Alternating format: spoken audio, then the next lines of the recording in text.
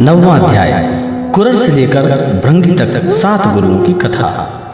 अवधूत दत्तात्रेय जी ने कहा, राजन, मनुष्यों को जो वस्तुएं अत्यंत प्रिय लगती हैं उन्हें इकट्ठा करना ही उसके दुख का कारण है। जो बुद्धिमान पुरुष यह बात समझकर अकिंचन भाव से रहता है, शरीर की तो बात ही अलग, मन में किसी भी वस्तु का संग्रह नहीं करता, उसे अत्यंत सुख स्वरूप परमात्मा की प्राप्ति होती है।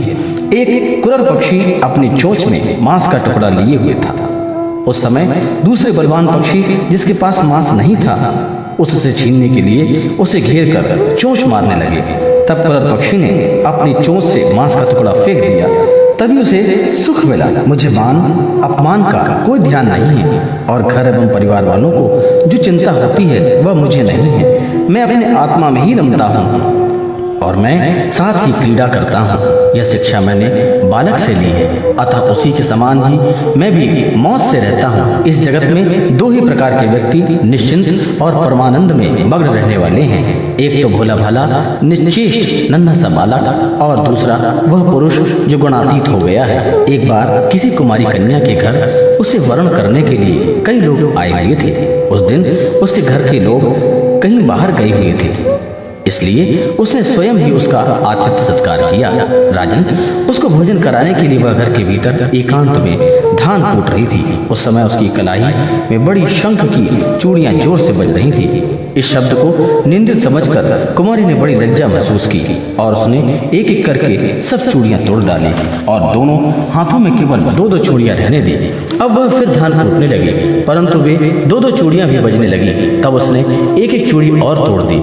जब दोनों कलाइयों में केवल एक ही चूड़ी रह गई, तब किसी प्रकार की आवाज नहीं हुई। डिपुतबन उस समय लोगों का आचार विचार निरखने परखने के लिए इधर उधर घूमता घामता और वहां पहुंच गया था। मैंने उससे यह शिक्षा ग्रहण की कि जब बहुत लोग एक साथ रहते हैं तब कलह होती है और 2 आदमी एक साथ रहते हैं तब भी बातचीत हो सकती है। इसलिए कुमारी कन्या की चूड़ी के समान अकेले ही विचार करना चाहिए। राजन, मैंने बाण बनाने वाले से यह सीखा है कि आसन और श्वास को जीतकर वैराग्य और अभ्यास के द्वारा अपने मन को वश में कर ले और फिर बड़ी सावधानी के साथ उसे एक लक्ष्य में लगा दे। जब परमानंद स्वरूप परमात्मा में मन स्थिर हो जाता है तब वह धीरे धीरे सर्व कामनाओं की धूलि को बहाता है। सत्व गुण की वृद्धि से रजोगुण और तमोगुणी वृत्ति का त्याग करके मन वैसे ही शांत हो जाता है जैसे ईंधन के बिना अग्नि। इस प्रकार जिसका चित्त अपने आत्मा में ही स्थिर निरुद्ध हो जाता है, उसके बाहर भीतर कहीं किसी पदार्थ का भान नहीं होता। मैंने देखा था कि एक बाण बनाने वाला कारीगर बाण बनाने में इतना तन्मय हो रहा था कि उसके पास ही दलबल के साथ राजा की सवारी निकल गई और उसे पता तक न चला। राजन, मैंने सांप से यह शिक्षा ग्रहण की है कि सन्यासी को सर्प की भांति अकेले ही विचरण करना चाहिए। उसे मंडली नहीं बनानी चाहिए, मठ तो बनाया ही नहीं चाहिए। वह एक स्थान में न रहे, प्रमाद न करे, गुहा आदि में पड़ा रहे, बाहरी आचारों से पहचाना न जाए, किसी से सहायता न ले और बहुत कम बोले। इस अनित्य शरीर के लिए घर बनाने के बखेड़ में पड़ना व्यर्थ और दुख की जड़ है। सांप दूसरों के बनाए घर में घुसकर बड़े आराम से अपना समय काटता है। अब कीड़े मकोड़ों से ली हुई शिक्षा सुने। सबके प्रकाश और अंतर्यामी सर्वशक्तिमान भगवान ने पूर्व कल्प में बिना किसी असहायक से अपनी ही माया से रचे हुए जगत को कल्प के अंत में प्रलय काल तक उपस्थित होने पर काल शक्ति के द्वारा नष्ट कर दिया। उसे अपने में लीन कर लिया और सजाति विजाति तथा स्वागत भेद से शून्य अकेले ही शेष रह गए। वे सबके अधिष्ठान हैं, सबके आश्रय हैं, परंतु स्वयं अपने आश्रय अपने ही आधार से रहते हैं। उनका कोई दूसरा आधार नहीं है। वे प्रकृति और पुरुष दोनों के नियामक कार्य और कारणात्मक जगत के आदि कारण परमात्मा अपनी शक्ति काल के प्रभाव से सत्व रज आदि समस्त शक्तियों के साम्यावस्था में पहुंचा देते हैं और स्वयं कैवल्य रूप में एक और अद्वितीय रूप से विराजमान रहते हैं। वे केवल अनुभव स्वरूप और आनंद घन मात्र हैं। किसी भी प्रकार की उपाधि का उनसे संबंध नहीं है। वे ही प्रभु केवल अपनी शक्ति काल के द्वारा अपनी ही त्रिगुणमयी माया को शुद्ध करते हैं और उससे पहले क्रिया शक्ति प्रधान सूत्र महत्व तत्व की रचना करते हैं। यह सूत्र स्वरूप महत्व तत्व ही तीनों गुणों की पहली अभिव्यक्ति है। वही सब प्रकार की सृष्टि का मूल कारण है। उससे ही यह सारा विश्व सूत के ताने बाने में विभिन्न प्रकार से ओतप्रोत है और इसी कारण से जीव को जन्म मृत्यु के चक्कर में पड़ना पड़ता है। जैसे बकरी अपने हृदय से मुख के द्वारा जाल फैलाती है, उसमें विहार करती है और फिर उसे निगल जाती है, वैसे ही परमेश्वर भी इस जगत को अपने से उत्पन्न करता है, उसमें जीव स्वरूप से विहार करते हैं और फिर उसमें अपने में लीन कर लेते हैं।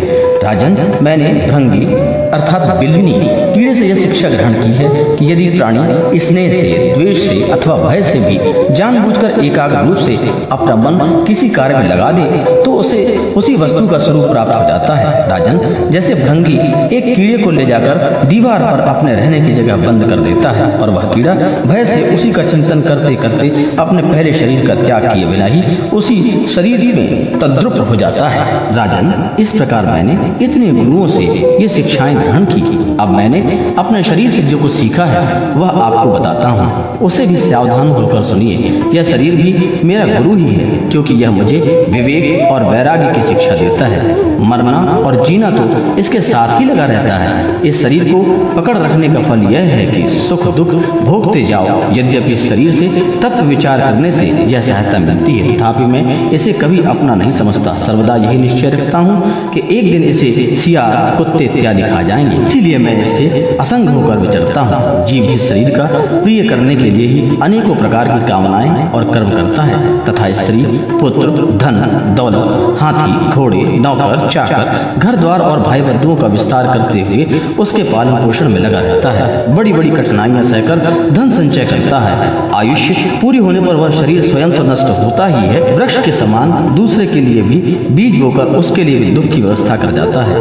जैसे बहुत सी सौतें अपने एक पति को अपनी अपनी ओर खींचती हैं, वैसे ही जीव को भी एक ओर स्वादिष्ट भोजन पदार्थों की ओर खींचती हैं तो दूसरा प्यास दूसरी ओर, जल की ओर, ज्ञानेंद्रियां एक ओर, स्त्री संभोग दूसरी ओर ले जाना चाहती है तो त्वचा, पेट और कान दूसरी ओर, कोमल स्पर्श, भोजन और मधुर शब्द की ओर खींचने लगते हैं। नाक कहीं सुंदर गंध सूंघने के लिए ले जाना चाहती है तो चंचल नेत्र कहीं दूसरी ओर सुंदर सा स्वरूप देखने के लिए। इस प्रकार कामेंद्री और ज्ञानेंद्री दोनों ही सताती रहती हैं। वैसे तो भगवान ने अपनी अत्यंत शक्ति माया से सरीसृप, रेंगने वाले जंतु, पशु, पक्षी, डास और मछली इत्यादि अनेकों प्रकार की योनियां रची, परंतु उनसे कोई संतोष न हुआ।